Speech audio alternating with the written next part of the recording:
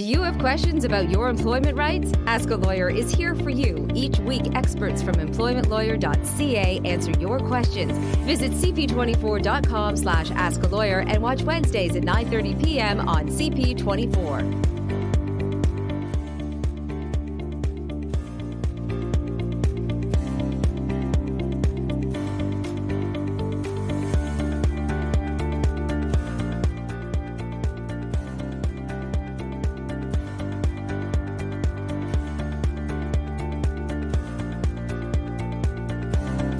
Well, hello there. Good evening and welcome to another edition of Ask a Lawyer here on CP24. My name, John Scholes. Joining me momentarily, employment lawyer Lior Samfiru from EmploymentLawyer.ca. We always start off every show telling you how and why you should reach out to Lior with your employment law matters. Phone number, always first, 1-855-821-5900. Ask at EmploymentLawyer.ca.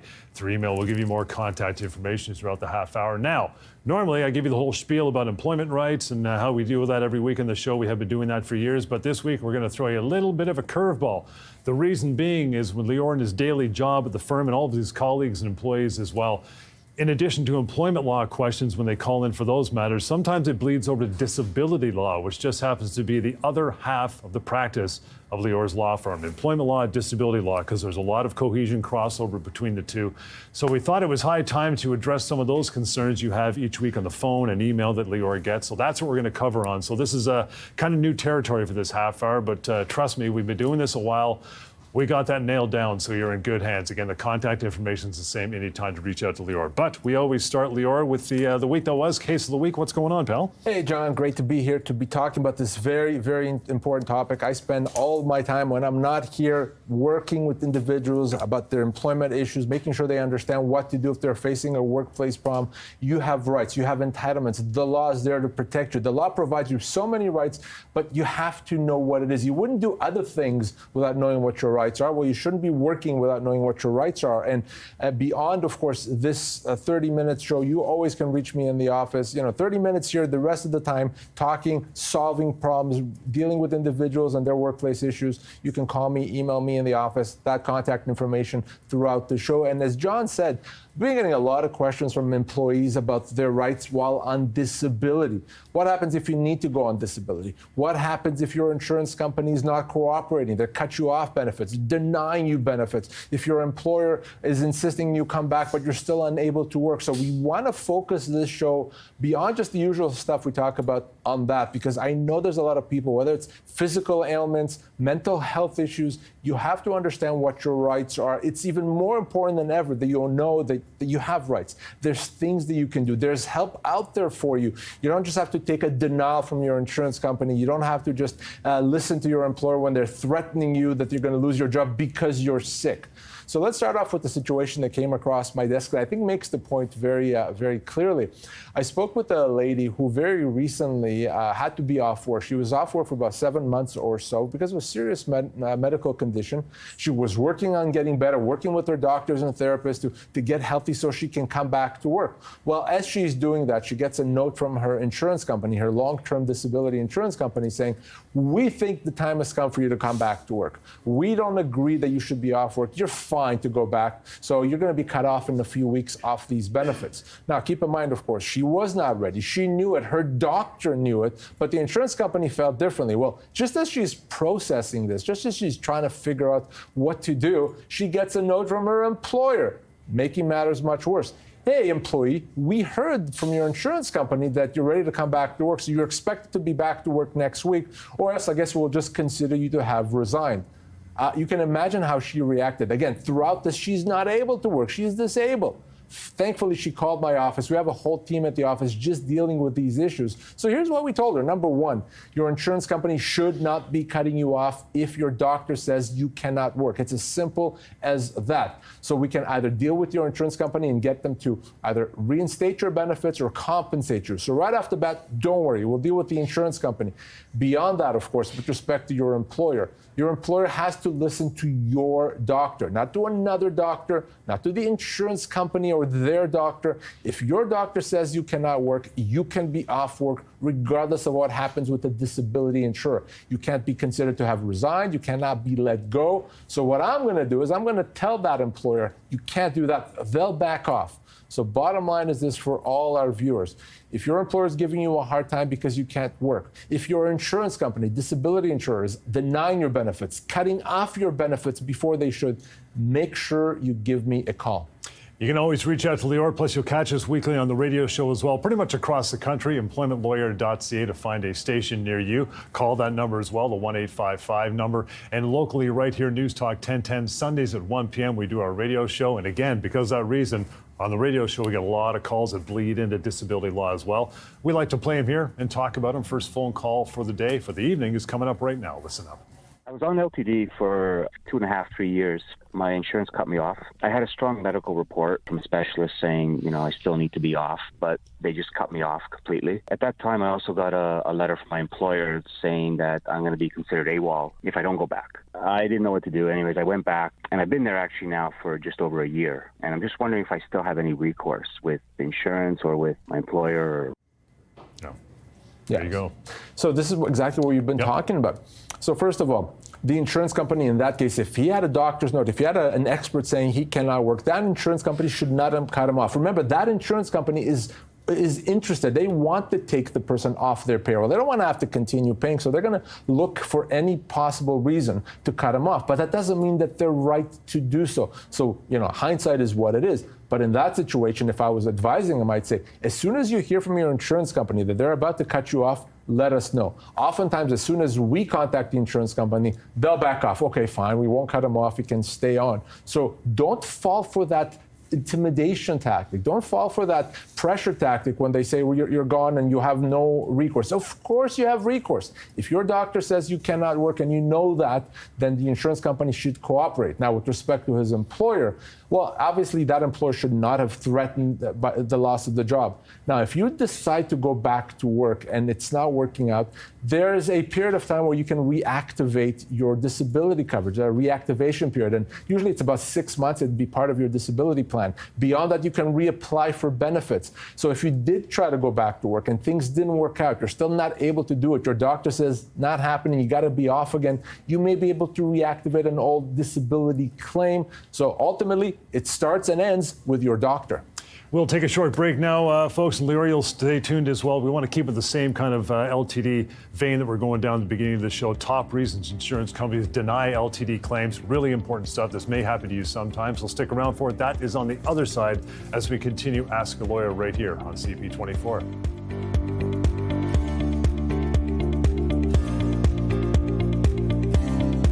You have questions about your employment rights? Ask a Lawyer is here for you. Each week, experts from EmploymentLawyer.ca answer your questions. Visit cp24.com/askalawyer and watch Wednesdays at 9:30 p.m. on CP24.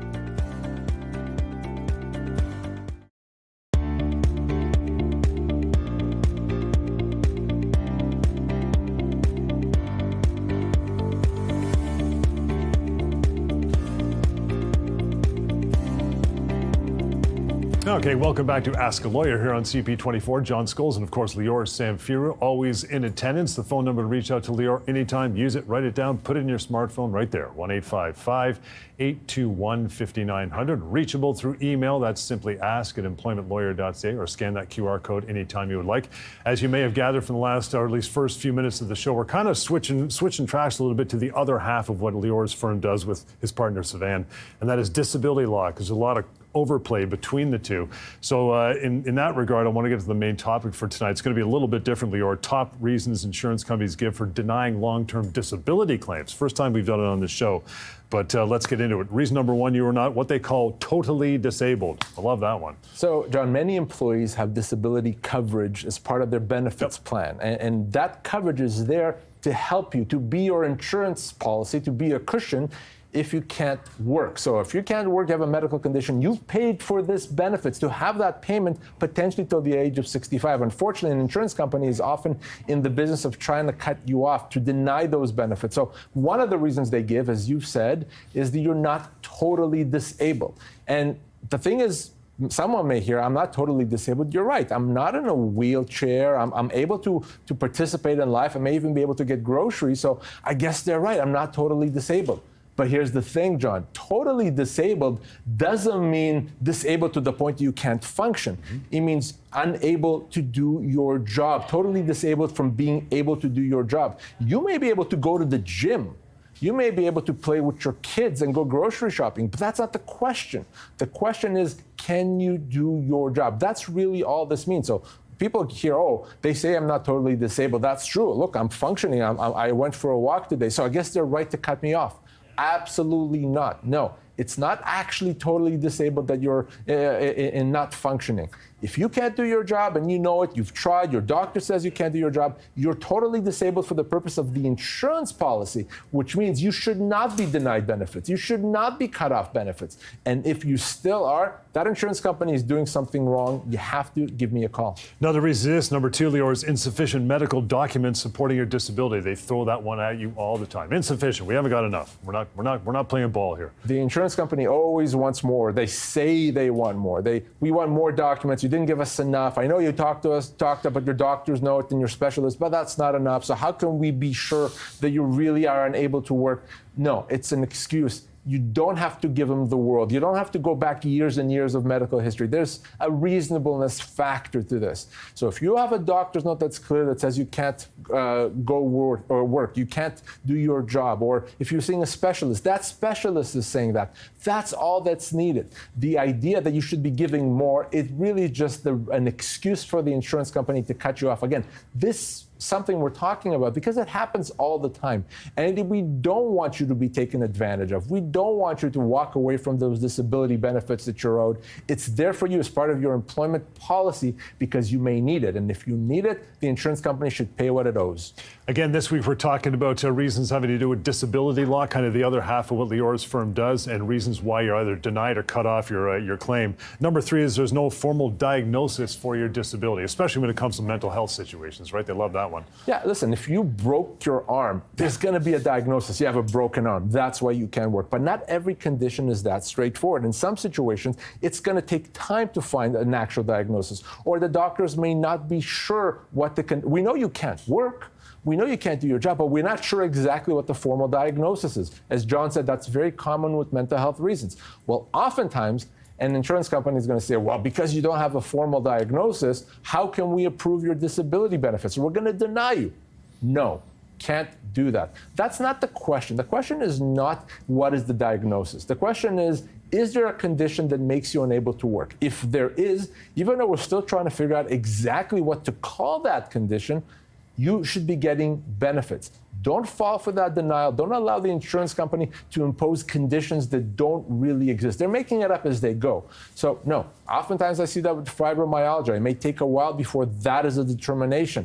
So if you can't work for medical reasons, regardless of the name of the condition, you should be getting long-term disability benefits. Okay, Lior, let's get to one more of these for this week. We're talking reasons why your long-term disability insurer may cut you off, and that is, well, you can just do another job. Maybe not your own, but you can do another job, right? Again, that's not the case.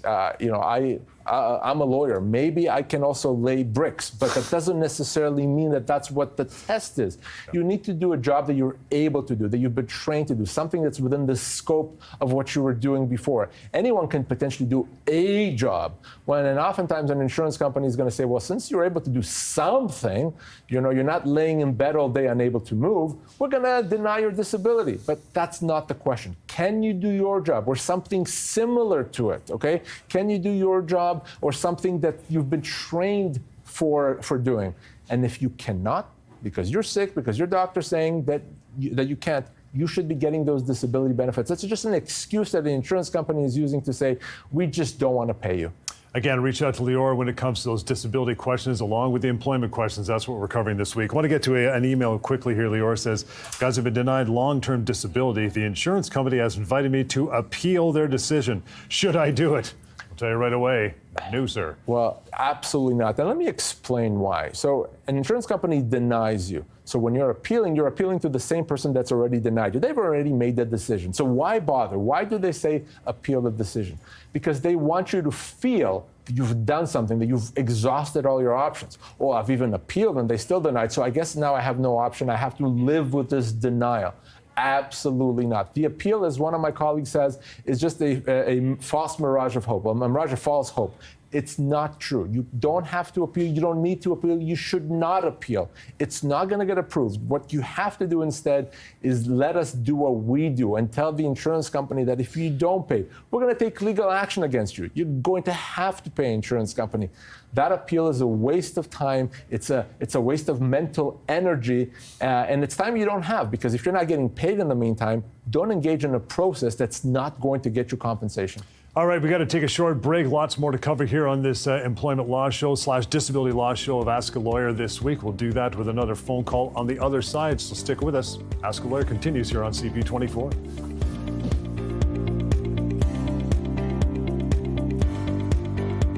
You have questions about your employment rights? Ask a Lawyer is here for you. Each week, experts from EmploymentLawyer.ca answer your questions. Visit cp24.com/askalawyer and watch Wednesdays at 9:30 p.m. on CP24.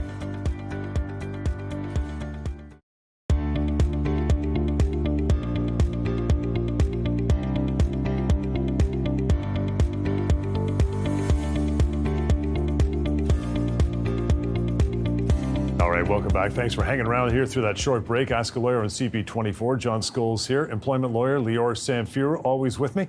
And you want to reach out to Lior beyond the half hour of this show, you're welcome to do so. Encouraged to do so. Always make that phone call, 1-855-821-5900, or email if you prefer, ask@employmentlawyer.ca. Kind of focusing this week a little bit on the disability law side of things. It's the other half of what Lior's firm does. More of that in detail in the next coming weeks and months for sure. But I want to get to our second phone call from our radio show again locally, News Talk 1010, Sundays 1 p.m. All kinds of opportunity for the hour for you to call in. So do it anytime, and maybe your phone call will be on air just like this one. I was fired from my job 3 years after telling my boss that I'd be on disability for a while longer. Unfortunately, my insurance benefits were cut off a few weeks ago, but at least my employer gave me 2 weeks' pay. What are my options now?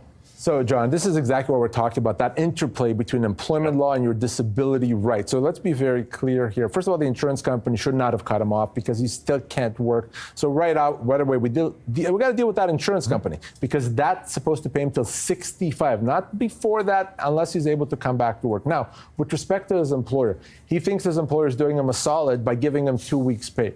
Nonsense. First of all, that could be a human rights violation. That employer should not have let this person go when they can't work and their doctor's saying they can't work. And even beyond that, even if they could let the person go, which they can't, they owe them a lot more than 2 weeks' pay. So to find out what proper severance would be, we're going to go and use our severance calculator tool. You can find that, of course, at pocketemploymentlawyer.ca. Let's go to the severance calculator. Let's use it and let's see what this person is owed. So in a professional role at the age of 59, been there for 3 years, company says, we're gonna be nice to give you 2 weeks' pay. Well, you see there, he's owed right around 6 months' pay. 6 months, not 2 weeks. That's a huge difference. That's a wrongful dismissal, potentially a human rights violation, improperly cut off by the insurance company. A lot to do here. If any of this sounds familiar, you have to give me a call right away. Want to get a quick question here, Lior, before we get into another short break. Should I be worried if the insurance company starts tracking my daily routine while I'm on disability, like, surveillance, stuff like that? Yeah. So remember what I said, an insurance company wants to get you off payroll. So in some situations, if they think maybe you're malingering, maybe you're not that disabled, they'll impose some surveillance. They can do that. There's nothing illegal about that. Of course, there are limits. They can't go to private places, but if you're generally in public, there could be surveillance. But here's the thing, unless you're lying and you're not disabled, you're making it up, there's nothing to worry about. It's not a big deal. It's not something that can hurt you. And of course, again, it's only in public. You don't have to worry about them seeing what you're doing at home or, what you're doing at, what you're playing with your kids at home. None of that is possible. That's off limits. Don't worry about it. It's fairly rare, but if you can't work, the reality is nothing about surveillance should concern you. All right, one more quick short break, and we got time for another question as well as we continue the show. A little bit of disability flavor to it this week on Ask a Lawyer right here on CP24. Stick around.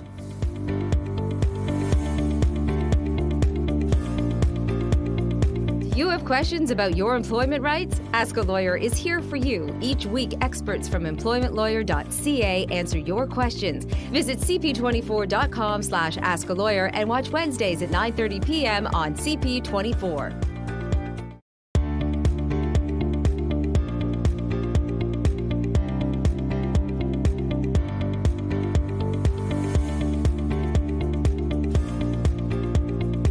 Okay, welcome back to Ask a Lawyer here on CP24, kind of focusing on disability law this week, the other half of what Lior's firm does.